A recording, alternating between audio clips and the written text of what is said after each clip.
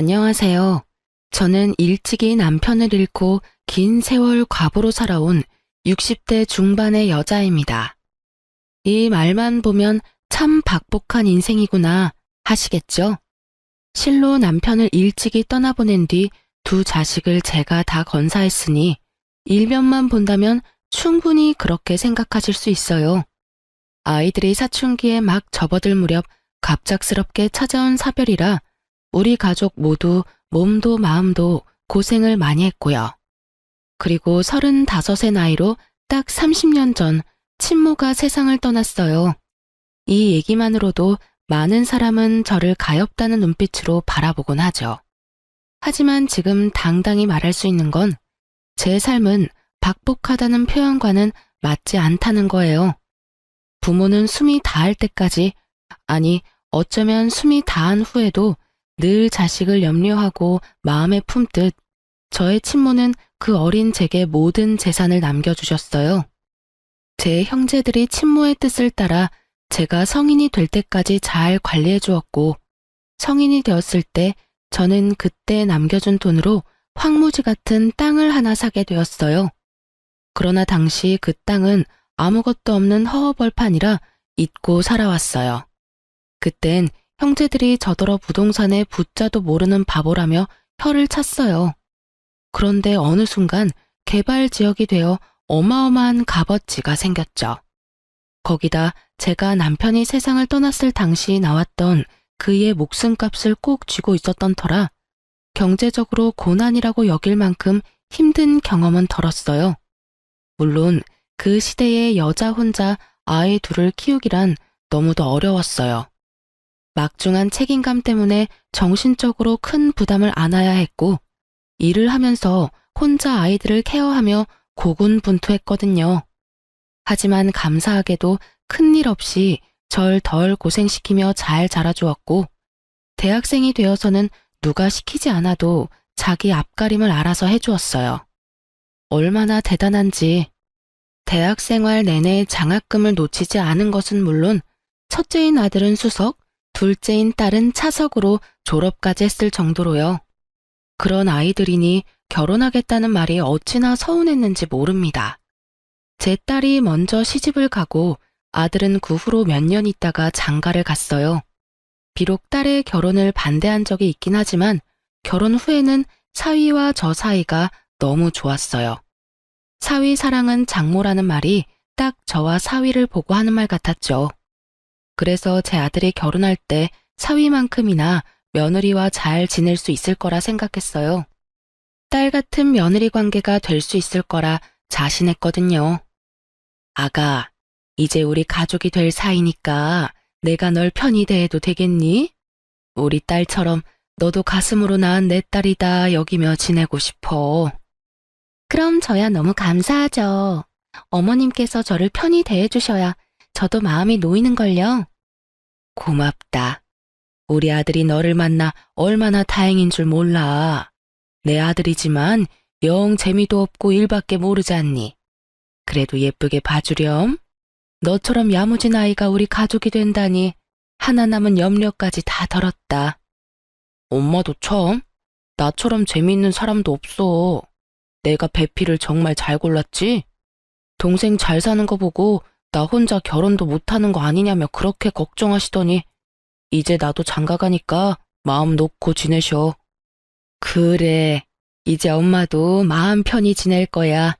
너희 다 가정 꾸려 지내니까 나도 나만 챙기면 되지 않니? 결혼하고 나면 내 집에 자주 올 필요도 없어. 엄마의 자유로운 생활을 방해하지 마렴. 우리 며느리는 참 똑부러지는 아이였기에 현명한 사람일 거라는 믿음이 있었어요. 그래서 결혼하면 아들과 정말 잘 살 거라고 생각했죠. 그때까지만 해도 이제 내 몸 하나만 잘 건사하며 자식들 걱정 안 시키고 잘 지내자 싶었던 터라 얼마나 마음이 가벼웠는지 몰라요. 하지만 이 모든 건 제 욕심이었던 걸까요? 아니면 시모와 며느리라는 고부관계는 아무리 노력해도 부모와 딸이 될 수 없는 건가요? 그렇게 예쁘던 며느리와 저도 결국 고부 갈등을 피해갈 수 없었어요. 심지어 아들 부부가 결혼한 지 몇 년이 채 되지 않았을 때부터요. 제가 관계의 첫 단추를 잘못 깨어 발단을 만들고 만 거죠. 제 배 아파 낳은 자식도 모르는데 남의 자식 속을 제가 어찌할 수 있었겠어요? 그런데도 남의 귀한 자식 제가 힘들게 만들면 안 된다는 생각에 열심히 딸과 아들 챙기듯 챙겨주었는데 그게 화근이 되었네요. 제 사위가 결혼 기념일 때면 그렇게 저를 신경 썼어요. 한 번은 자기들 결혼 기념일에 제게 한우를 사왔더라고요. 마침 아들네 부부도 제 집에 들른다고 하여 온 가족이 모였어요. 그래서 온 식구가 간만에 함께 식사를 나눴죠. 저는 미리 준비해둔 딸네 부부에게 작지만 축하 선물을 전했어요. 그런데 며느리가 그게 내심 부러웠던가 보더라고요. 어머, 어머님께서 자식 결혼 기념일까지 챙겨주시는 거예요? 저희도 얼마 전에 기념일이었는데. 아가씨랑 서방님은 좋겠어요. 그랬니? 미안하구나. 내가 미처 몰랐어. 매년 이날만 되면 꼭 집에 와서 애들과 함께 식사하는 게 익숙해져서 기억에 남아 처음으로 준비해 본 건데 본의 아니게 우리 며느리를 서운하게 해버렸네. 이걸 어쩌면 좋지? 서운하기는요. 괜찮아요. 어머님께서 일부러 차별하신 것도 아닌데요. 신경 안 쓰셔도 돼요. 저희가 아가씨네와 달리 어머님께 찾아뵙지도 않았는걸요. 며느리는 크게 내색하지 않았지만 제가 딸네 부부에게 선물을 전해주고 나서 기분이 가라앉았다는 게 느껴졌어요. 실로 그 후로 왠지 모르게 저를 피하는 듯한 느낌도 받게 되었던 터라 자꾸 마음에 걸리더라고요. 어떻게 해야 하나 고민하던 중 마침 2달 뒤 며느리의 생일이라는 걸 알게 되었어요. 그래서 며느리의 생일 선물 챙겨줘야겠다고 생각했죠. 조금은 덜 수 있지 않을까 싶었거든요. 그렇게 고심 끝에 고른 며느리의 선물을 전해주기 위해 생일 하루 전날 며느리에게 연락해 집 근처 커피숍에서 만나자고 했어요. 며느리는 갑작스러운 부름에 처음엔 놀란 듯 했지만 생일 선물을 받고는 화색이 돌더라고요. 하지만 그 자리에서 풀어본 선물을 보고는 표정을 확 구겼어요. 인상을 잔뜩 쓴 채 저를 쳐다보며 하는 말이 정말 기가 찼습니다. 어머님, 설마 어머님이 쓰시던 걸 포장만 해서 절 주신 건 아니죠? 그게 무슨 소리니? 누가 생일 선물로 쓰던 걸 준다는 거야?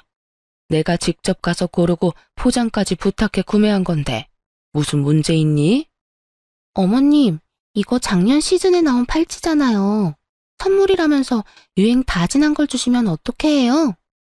어? 내가 워낙 액세서리를 잘 안 해서 말이야. 직원이 추천해주는 것 중 내게 가장 잘 어울릴 것 같은 걸 골랐는데 팔찌에도 유행이 있는 줄은 몰랐구나. 그리고 저 이미 이 팔찌는 있는 거예요. 똑같은 걸 2개나 가지고 뭐 하나요? 어머님께서는 센스가 부족한 편이신가 봐요. 이러면 챙겨주고도 좋은 소리는 못 들으실 텐데요. 예, 너 무슨 말을 그렇게 하니? 참 의외의 모습을 오늘 보여주네. 네가 그 팔찌가 있는지 없는지 내가 어떻게 알겠어. 그리고 아무리 그래도 그렇지 사람 성의를 이런 식으로 표현하는 게 맞니? 제 엄마였으면 이렇게 돌려 말하지도 않죠.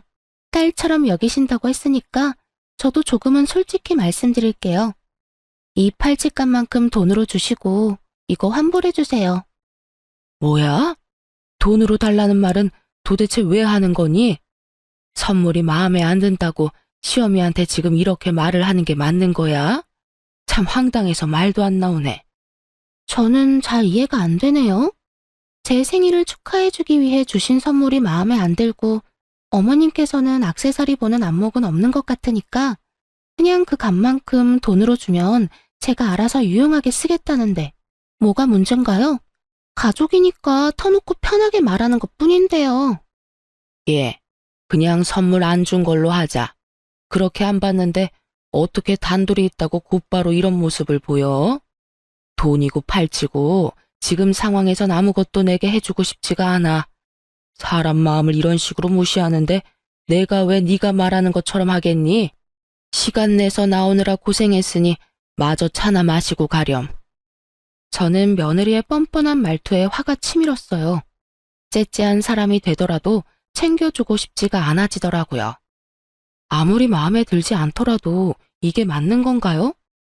하지만 며느리는 제가 선물 안 준 셈 치자고 하니 저더러 쫌팽이라며 선물도 받는 사람이 기뻐야 하는 것 아니냐며 따박따박 말대꾸를 하는데 정말 한 대 쥐어받고 싶은 심정이었어요. 그런데 결국 제 마음을 괴롭히는 말을 며느리가 하더라고요.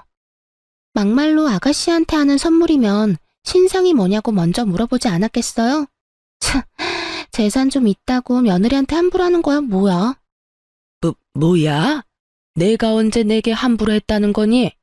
너는 어른 앞에서 말 가려할 줄도 모르니? 좀 전에도 그렇게 네 생각이며 감정이며 다 드러내면서 말하더니 너야말로 날 무시하는 거야? 어? 한 번만 더 내 앞에서 지금처럼 언행을 일삼으면 그땐 정말 가만 안 둘 줄 알아. 저는 너무 기분 나빠 참지 못하고 며느리를 나무랐고 그 뒤로 며느리와 제 사이는 정같지 않았어요. 그런데 참 웃긴 게 며느리는 가족들 앞에서는 아무 일도 없었던 듯 저를 살갑게 대했어요. 저 역시 가족들 앞에선 구태여 내색하지 않았고요. 하지만 저와 며느리 단둘이 남기라도 하면 말 한마디 오가지 못했어요. 아니, 제 말이라면 들은 척도 하지 않았다는 게 더 맞는 표현이겠죠. 마치 제가 없는 사람인 듯 저와 눈을 맞추지도 제 말에 대꾸도 하지 않았거든요. 그렇게 지내오기를 수개월. 어느 순간부터는 며느리가 우리 집에도 잘 오려고 하지 않았어요. 그러던 어느 날이었어요. 제가 일을 하다 다쳐서 열흘 정도 간병이 필요했던 적이 있었죠. 그때 딸이 참 고생을 많이 했고요. 딸아이가 일까지 쉬면서 제 수발을 다 들어주었거든요. 그런데 하루는 딸이 급히 회사에서 연락받아 들어가 봐야 하는 일이 생겼어요. 아들에게 부탁했지만 설상가상으로 아들이 출장이 잡혀있던 터라 지방에 가 있어서 제 간병을 해줄 수 없다는 거예요.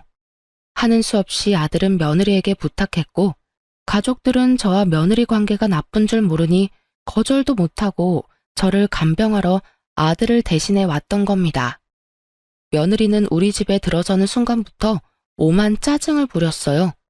그럼에도 나를 챙겨주러 온 며느리에게 고맙고 미안하다 말했죠. 하지만 그런 제게 며느리는 그런 인사말이 다 무슨 의미냐더군요. 그리고 며느리는 제 간병도 하는 둥 마는 둥 했어요. 거기다 밥상을 차려왔는데 냉장고에 딸이 해둔 국이며 반찬이 많은데 김치에 김에 밥만 덩그러니 차려오더라고요. 그래도 나 때문에 고생한다는 마음에 며느리에게 아무 말 하지 않았어요. 그런 저임에도 결국 며느리에게 소리치는 일이 생기고 말았네요. 제가 식사를 마치고 화장실에 가고 싶어 부축을 부탁했어요. 며느리는 인상을 딱 쓴 채 저를 부축하는데 제가 들으라는 듯 혼잣말을 하는 거예요. 간만에 쉬는 날인데 이게 무슨 시간 낭비인지 원. 돈이 없는 것도 아닌데 간병인을 쓰지. 가족들 고생은 혼자 다 시키네. 너 지금 뭐라고 했어? 지금 나더러 들으라고 귓가에 대고 그따위 말을 한 거야? 아, 왜 괜히 큰 소리 치고 그러세요. 귀청 떨어지는 줄 알았네. 제가 무슨 틀린 말을 한 것도 아닌데 왜 역정을 내고 그래요? 정말 너 못 쓰겠구나. 그래, 내가 아파서 내게 몇 없는 쉬는 날 고생시켜 유감이다. 나도 네가 그 말을 하기 전까진 미안함이 가득이었는데 되려 그렇게 툭 까놓고 말해주니 내게 이렇게 큰 소리도 칠 수 있고 아주 고맙다. 아, 진짜 와서 고생하는 사람한테 왜 이러는 거야? 어머님, 지금 저 없으면 어머님 수발 들어줄 사람 없어요. 이럴 땐 들어도 못 들은 척 잠자코 계시는 거라고요. 뭐? 네 도움 필요 없다. 돌아가. 너처럼 싹퉁머리 없는 애랑 조금만 더 붙어 있다간 속에서 천불이 날 지경이니까 그만 가. 어디서 이런 못돼 처먹은 것이 들어와서는 사람 속을 매번 이리도 뒤집어대. 가라고 하면 누가 못 갈 줄 알아요? 다치더니 제정신이 아니네. 노망이 나도 단단히 났어. 어디 어머님 혼자 간병 잘해보시던가요, 그럼. 저는 결국 며느리에게 나가라고 소리쳤고 며느리는 그런 제 말에 이때다 싶었는지 횡하니 집을 나가버리고 말았어요. 그날 저의 몰골은 정말 말도 아니었어요. 딸아이가 퇴근하고 돌아와서는 제 꼴을 보고 기함을 했더라니까요. 새언니는 어디 갔느냐며 단단히 화가 났던 딸을 달래느라 진을 뺐어요. 결국 딸과 아들 모두 그날 처음으로 며느리의 민낯을 알게 되었어요. 그 후로 한참 동안 며느리의 얼굴도 못 봤어요. 제가 나중에 연락을 해봤지만 전혀 받지 않았죠. 명절 때마저도 집에는 들러보지도 않았고요. 저는 도대체 내가 뭘 그리도 잘못한 거냐며 자식들에게 물었어요. 아들 말로는 제가 며느리를 너무 들들 볶아 힘들다고 했다며 앞으로는 명절도 각자 집으로 가자고 말이 나왔대요. 그 말을 들은 뒤 저도 며느리는 없는 가족인 셈 치며 지냈어요. 계속 연락해 정말 며느리가 제게 복귀게 만들고 싶지도 않았고 제게 느낀 작은 서운함을 시작으로 저와의 관계를 이렇게까지 악화시킨 며느리가 저 역시 너무 미웠거든요. 그렇게 며느리의 목소리 한 번을 듣지 못한 채 지내기를 2년 반. 검진을 갔다가 유방암 진단을 받게 되었습니다. 참 암이라는 소식만으로도 마음이 너무도 심란하더라고요. 자식들에게 이 사실을 어떻게 알려야 하나 참 고민이 많았어요. 하지만 제가 숨긴다고 숨겨질 문제는 아니니 딸과 아들에게 털어놓았어요. 자식들이 저보다 더 씩씩하더군요. 완치율이 높은 편이니 너무 염려 말고 수술 잘 받는 것에만 집중하라며 저를 위로해주는데 신기하게도 마음이 놓였어요. 그렇게 저는 씩씩하게 유방암 수술을 받게 되었습니다. 그런데 짧지 않은 기간 동안 단 한 번도 코빼기도 안 보이던 며느리가 회사에 연차까지 내고 저를 간병하겠다며 나서는 거예요. 처음엔 그런 모습이 너무도 황당하고 부담스러웠어요. 어머님, 제가 그동안 찾아뵙지 못해서 죄송했어요. 어머님께서 아프다는 소식을 들으니 그제야 정신이 좀 들더라고요. 그동안 제가 너무 무례하고 경솔한 태도로 지냈다는 걸 느꼈어요. 그러니 이번만큼은 제가 어머님을 돕고 싶어요. 그래, 네가 용기를 내어줬다니 고맙다. 그간 쌓인 안 좋던 감정 나도 털어내마. 하지만 괜한 고생할 필요 뭐 있니? 우리 애들한테도 간병해주지 않아도 된다고 이미 말해뒀으니 너까지 신경 쓸 것 없어. 어머님, 제 마음 성의를 이렇게 무시하시면 제가 너무 서운하네요. 제가 반성하는 마음으로 어머님을 챙기고 싶어 그래요. 좋은 마음으로 너그러이 이해해주시고 허락해주세요. 얘가 이번엔 왜 이리도 집요하게 굴어? 괜찮다니까. 내 몸 하나 내가 건사 못하겠니? 걱정해주는 마음은 고맙지만 정말 내가 알아서 할 수 있으니 이 이야기는 그만하고 오늘은 그만 돌아가렴. 며느리는 그날따라 유독 집요하게 고집을 부렸어요. 한사코 괜찮다는 제 말에 서운하다는 표현까지 하는데 정말 제가 나쁜 말이라도 한 것처럼 마음이 좋지 않더라고요. 하지만 다른 큰 병도 아니고 앞으로 건강관리에만 힘쓰고 병원만 꼬박꼬박 잘 다니면 되는 걸 무슨 간병까지 받으며 자식들 고생을 시키겠어요. 그런데 다음날 며느리가 아들을 어떻게 구워 삶았는지 아들과 함께 찾아와서는 또다시 간병 이야기를 꺼내더군요. 엄마, 그러지 말고 이번엔 며느리 챙김 받으면서 편하게 지내요. 요 며칠 수술 받고 병원에 있느라 고생하셨잖아요. 며칠만이라도 챙김 받으면 엄마도 편하고 더 좋을 거예요. 저희도 안심되고요. 저번에는 모른 척 하던 애가 갑자기 무슨 마음을 먹고 간병을 다 해준다니. 애가 어디 밥을 잘못 먹은 것도 아니고 안 하던 짓을 왜 갑자기 하겠다는 건지 원. 저번엔 간병도 부축도 뭐 하나 제대로 해주질 않았다. 같이 있으면 내가 더 불편했어. 그러니 너가 잘 말해서 간병은 필요 없다고 말해주렴. 에이, 엄마. 저번엔 반성 많이 했대요. 엄마가 그렇게 아픈 줄 몰랐다면서 이제라도 며느리 돌이 해주겠다는데 제가 어떻게 거절해요. 엄마랑 더 가깝게 잘 지내고 싶은 마음에 노력하는 거니까 엄마가 이번에만 좀 져주세요. 네? 그런 말을 듣고 어떻게 또 거절을 하겠어요? 결국 저는 며느리의 도움을 며칠 받기로 했어요. 한번 간병받을 때 며느리와 대치가 있던 적이 있으니 걱정이 앞섰던 게 사실이에요. 하지만 며느리는 그런 제 염려와 달리 저를 정말 살뜰히 챙겨주었어요. 하루 이틀 하다 말겠지 싶었지만 사흘이 지나도록 변함없이 아침 일찍 찾아와 제 끼니며 집안일까지 뭐 하나 빼놓지 않고 정말 잘해줬죠. 저는 그런 며느리에게 고마운 마음이 들었어요. 그래서 제 카드까지 쥐어주며 저를 살펴주는 동안 편하게 사용해도 좋다고 얘기했어요. 며느리는 마지못해 받는 듯 잘 가지고 있다가 돌려주겠다고 말하더군요. 저는 정말 이래서 가족이 최고구나 하는 생각도 하게 되고 며느리와 거리를 두고 지낸 것에 대한 미안함이 절로 들더라고요. 그렇게 며느리가 우리 집을 와 저를 간병해준 지 일주일쯤 지났을 때였어요. 아침 7시면 알람 시기라도 된 듯 왔던 며느리가 점심때가 다 지날 때까지도 오지 않는 거예요. 혹시 저를 챙기다 몸살이라도 난 건 아닌가 걱정이 되어 전화를 걸어도 안내 음성만 들릴 뿐 연결이 되지 않았어요. 오후 4시 다 될 때까지도 깜깜무소식이라 아들에게라도 연락해 며느리의 안부를 물으려는 찰나 현관문이 열리는 소리가 들렸어요. 우리 집에 들어온 사람은 다름 아닌 며느리였습니다. 그런데 며느리 손에 엄청난 양의 쇼핑백이 들려있는 게 아니겠어요? 저는 당혹스러운 마음에 이게 다 뭐냐고 물었죠. 그런데 며느리는 저를 죽을 듯 노려보며 이렇게 말하더군요. 보면 몰라요? 쇼핑하고 온 거잖아요. 어머님께서 준 어머님 카드로 그동안 고생한 저를 위한 선물들 좀 샀어요. 왜요? 저더러 편히 쓰라고 주셔서 편히 썼는데 뭐 문제 있어요? 갑자기 너 태도가 이게 뭐니?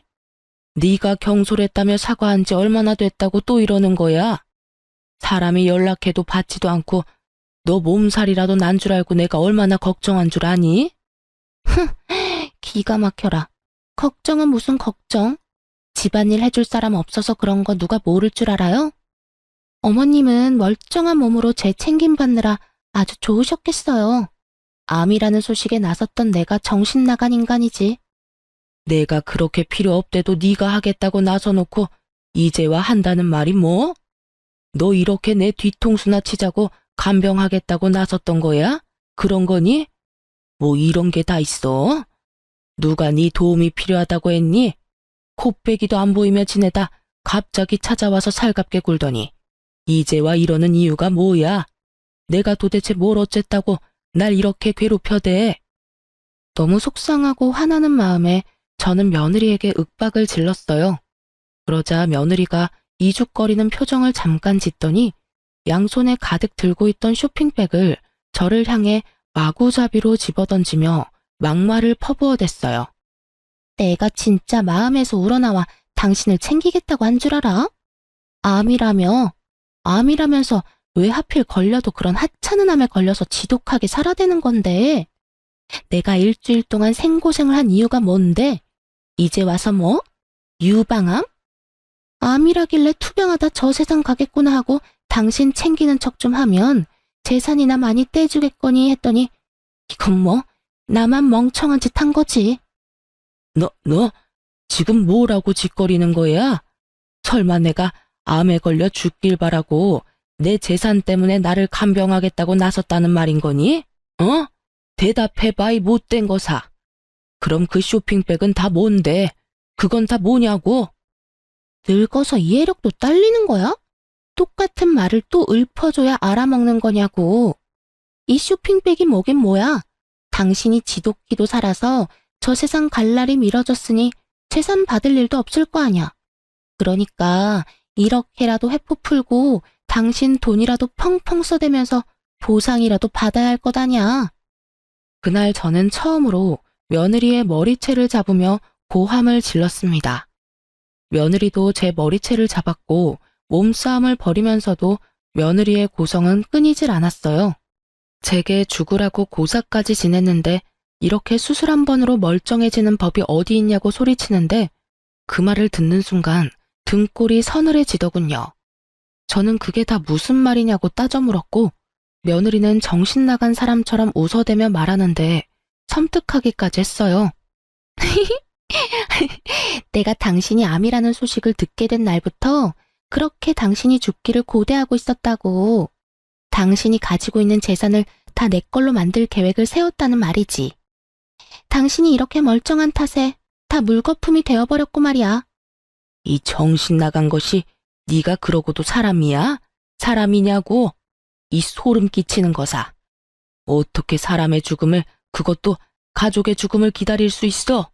당신이 암이라는 사실을 당신 아들이 뭐 그리 중대한 문제라도 되는 것처럼 말을 해서 이 사단이 난 거 아니야. 고치기 힘든 암이라도 걸린 줄 알고 얼마나 많은 계획을 세웠는데. 제가 아들과 딸에게 암 소식을 전할 때 다른 가족에겐 말하지 말아달라 부탁했었어요. 그런데 며느리가 그때 제가 아들과 통화했던 내용을 듣게 된 거였어요. 며느리가 간병하겠다 나선 것도 제가 암이라는 사실을 알게 돼서 제가 얼마나 안 좋은지 직접 확인하기 위한 수작이었던 거죠. 어쩐지 제가 좀 건강이 안 좋다고만 알고 있을 텐데 간병을 하겠다며 고집을 부렸던 게 이상하다 했는데 그 의문이 이제야 풀리게 된 거예요.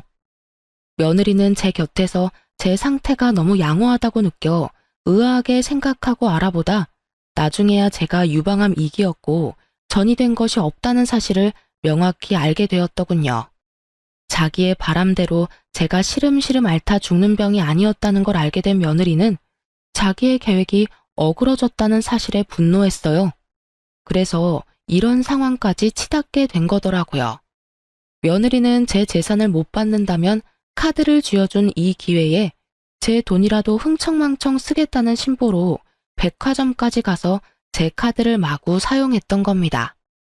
저는 이 모든 사실을 알고 며느리에게 사람도 아니라며 난리를 쳤어요. 그런데 며느리도 질세라 제게 또다시 고함을 쳐대며 되바라지게 굴었어요. 너 같은 건 사람도 아니야. 알아? 어디서 이런 몹쓸 것이 우리 집안에 굴러들어왔어? 도대체 뭘 어떻게 하면 그런 저급한 생각을 할 수 있느냔 말이야.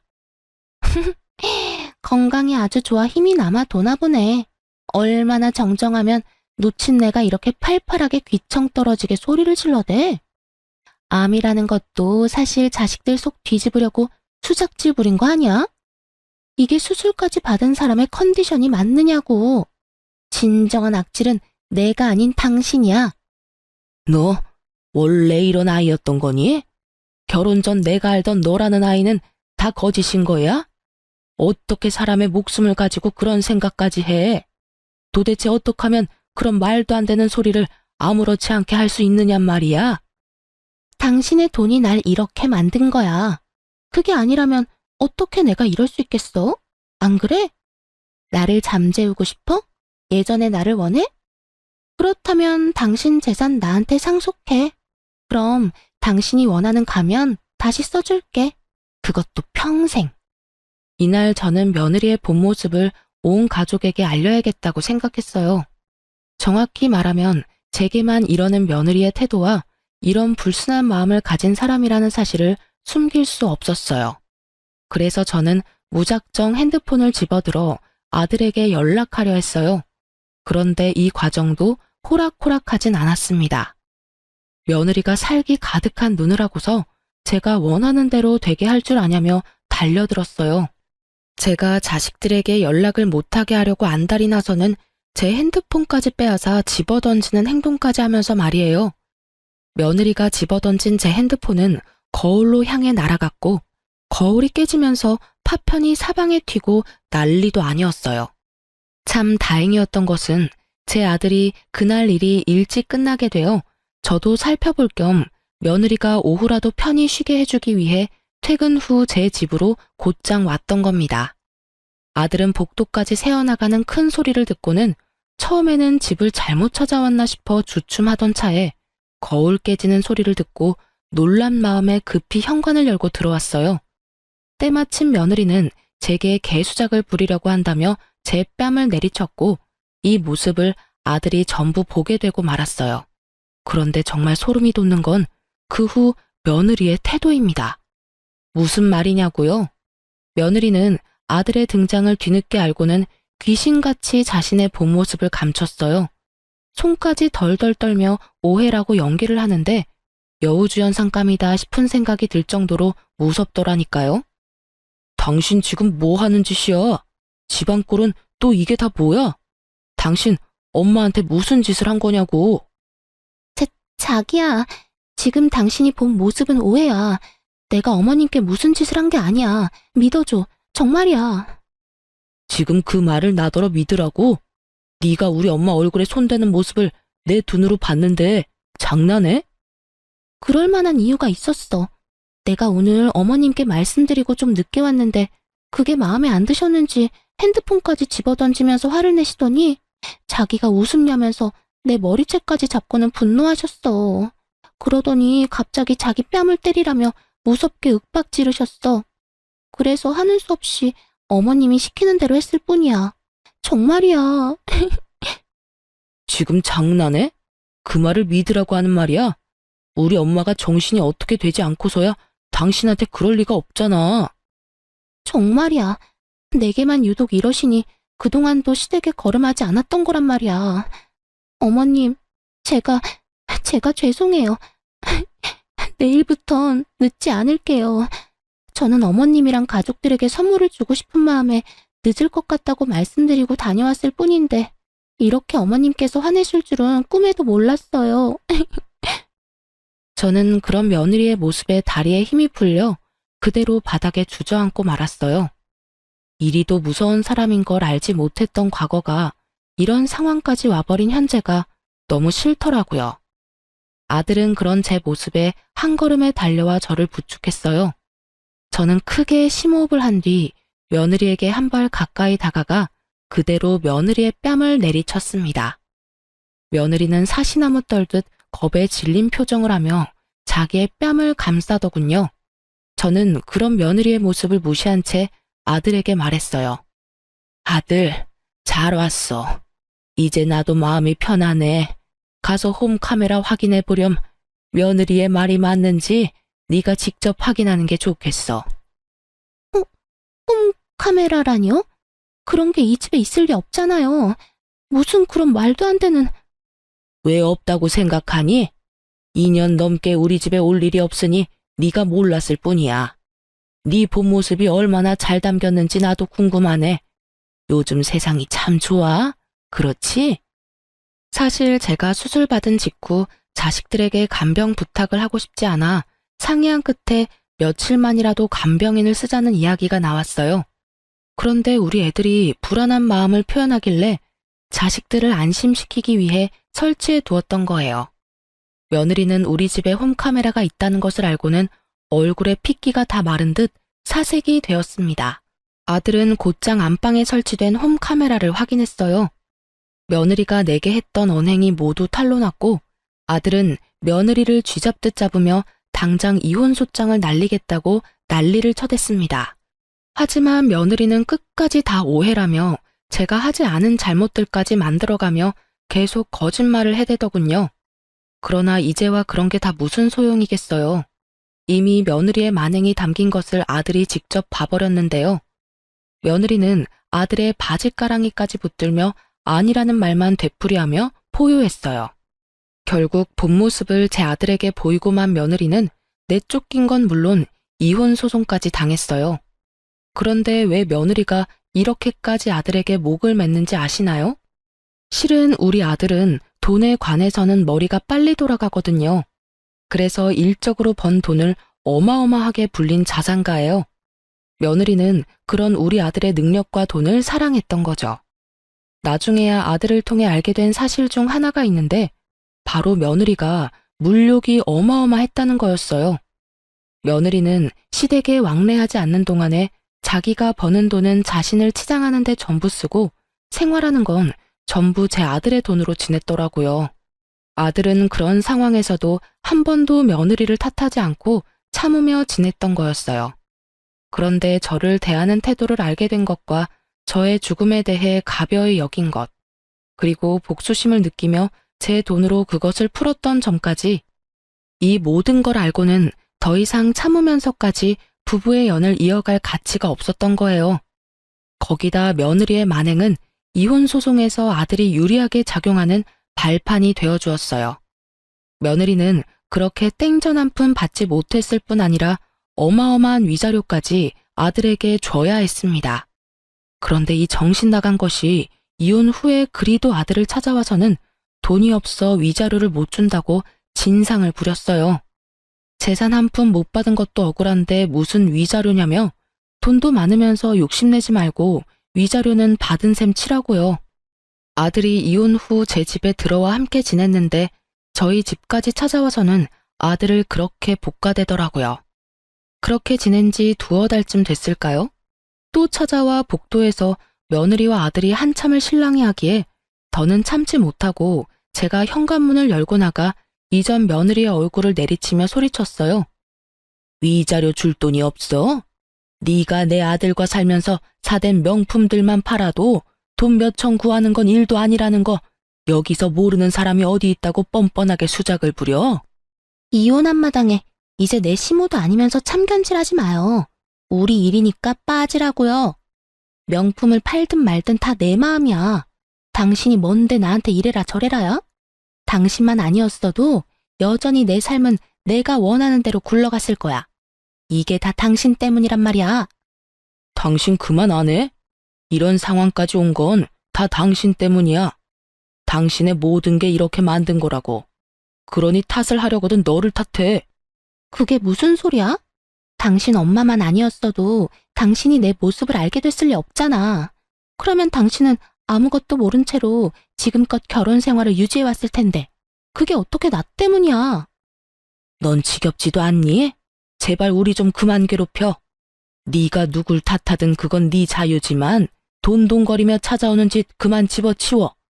내 아들 덕에 사모은 명품들이 뭐라고 지금껏 정신 못 차리고 욕심만 부려대. 이전 며느리는 날 노려보며 말하는 것도 모자라 다 나 때문에 이런 사달이 났다며 한 번만 더 이래라 저래라 하면 가만두지 않겠다면서 눈이 뒤집혀서는 고성을 질러댔어요. 아들은 그런 이전 며느리에게 위자료 줄 돈 없다고 한 번만 더 잡아떼며 찾아오면 또다시 법정에서 마주할 줄 알라며 한 푼어치도 다 받아낼 테니 그런 줄 알라고 딱 잘랐어요. 그러자 이전 며느리는 내 아들의 바짓가랑이를 잡고는 함께 살아온 정을 운운하며 눈물 바람까지 하더라고요. 우리 안 좋게 이혼은 했어도 그간 함께 살아온 정을 생각해서라도 나 좀 봐줘. 우리한테 안 좋은 날만 있던 게 아니잖아. 분명 좋은 추억도 많고 나 많이 사랑했잖아. 그러니까 제발 이렇게 끝까지 날 공지로 몰지는 말아줘. 응? 그래, 내가 너랑 함께 지내온 시간을 생각하면 피가 거꾸로 솟는 기분이야. 이리도 뻔뻔하고 악질 중에 악질인 여자를 멍청하게 이해하며 살아온 내 시간들을 전부 되돌리고 싶어 미치겠다고. 그러니 더는 내 속 긁지 마. 알겠어? 어떻게 그런 말을 할 수 있어? 그래도 사랑했던 여자한테 어떻게 그런 모진 말을 해. 위약금만 받은 셈 쳐주면 찾아오지 않는다고 했잖아. 돈도 많으면서 그게 그렇게 어려운 거야? 도대체 왜 끝장을 보려고 그러는 건데. 내가 가엾지도 않아? 내게 이렇게 버려진 내가 가엾지 않느냐고. 아들이 괴롭다는 듯 소리치는 모습에 어찌나 눈물이 핑 돌고 이전 며느리가 사무치게 미운지 비련의 여주인공이라도 된 듯 가련한 척 눈물을 훔치는 모습에 집에 들어가 굵은 소금을 냅다 한 바가지 들고 나와서는 마구 뿌려댔습니다. 썩 꺼져. 이 버러지만도 못한 거사. 내 자식 앞에서 그리고 내 앞에서 당장 사라지란 말이야. 이 악마보다도 더 악마 같은 거사. 내 눈에 흙이 들어와도 내게 베풀 아량은 없으니 그만 돌아가. 애수 없는 것. 이 인간이 진짜 미쳤나? 이게 뭐 하는 짓이야? 짜증나. 낄 때 못 낄 때 분간도 못하는 노친네가. 진짜 똥이 더러워서 피하지 무서워서 피하나. 간다 가. 한 사람 인생을 이따위로 망쳐놓고 당신은 떵떵거리며 잘 살 것 같아? 두고 봐. 내가 당신 지옥에 빠뜨릴 거야. 결국 이전 며느리는 제가 뿌려댄 굵은 소금을 왕창 맞고 제게 악담을 퍼부은 뒤 제 발밑에 침까지 뱉고는 돌아갔어요. 그리고 얼마 후 이전 며느리는 아들에게 위자료를 보냈더라고요. 그렇게 악연이 끝났다고 마음을 놓고 지낼 때 이전 며느리는 또 우리 집에 찾아왔어요. 그런데 이번은 아들의 바짓가랑이가 아닌 제 바짓가랑이를 잡는 일이 생겼습니다. 알고 보니 며느리는 제 말처럼 위자료를 자기가 가지고 있던 명품을 팔아 마련해서 주었던 거였어요. 그러나 그 후에 이전 며느리는 생활고에 시달리게 된 거예요. 그런데 그 생활고가 참 말도 안 되게 생겼더군요. 이전 며느리는 명품 사재기를 끊지 못했고 아들과 부부였을 때 가진 물욕을 버리지 못한 채 자기가 버는 돈으로 명품을 사대는 바람에 카드 빚이 어마어마하게 불어나고 말았던 거죠. 그렇게 위자료를 준 지 석 달 만에 제게 찾아와서는 아들과 재결합을 할 수 있도록 힘 좀 써달라며 애원을 해댔어요. 어머님, 제가 경제적으로 힘들어 보니까 이제야 제가 얼마나 행복한 결혼 생활을 했던 건지 알겠어요. 제발 민석 씨와 재결합할 수 있도록 힘 좀 써주세요. 그게 무슨 말도 안 되는 소리야. 네가 그동안 했던 모든 걸 알고도 너를 어떻게 다시 가족으로 받아들이니? 우리 가족이 우습니? 나랑 내 아들이 우스워? 우습다뇨. 전혀 그런 거 아니에요. 어머님, 저 정말 진심으로 깨우친 게 많아요. 제가 어머님께 했던 언행 모두 이렇게 싹싹 빌며 사죄드릴게요. 재결합하도록 도와주시면 다시는 어머님께 그런 모습 보이지 않을 거예요. 맹세할게요. 완벽한 며느리 그리고 아내가 될게요. 그러니까 제발 저를 용서해 주시고 민석 씨한테 말 좀 잘해주세요. 네? 예, 제발 이런 말도 안 되는 소리 하러 자꾸 찾아오지 마. 이 집에 너 반기는 사람 누가 있다고 이리도 와서 사람 골머리를 썩히는 거니? 네 생활고는 네 그 씀씀이 줄이고 갚아가면 되잖니.